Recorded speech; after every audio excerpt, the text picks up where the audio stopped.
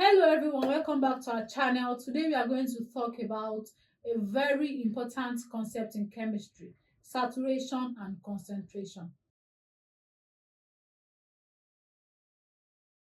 These ideas explain a lot about how substances dissolve in liquid, and we see them at work every day, from making tea to mixing drinks. Ready to find out how much can dissolve in a liquid?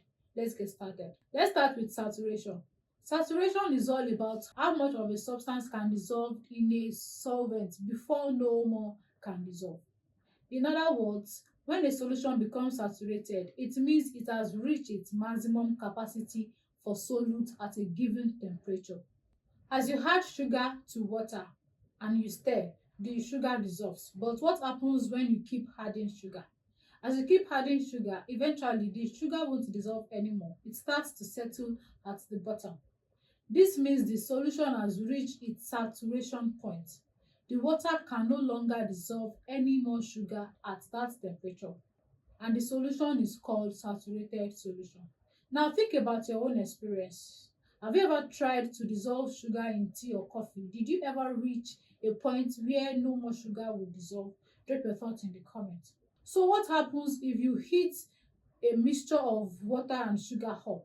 If you heat up the solution, the water can dissolve more sugar. This is because heating the solution increases the solubility of the sugar.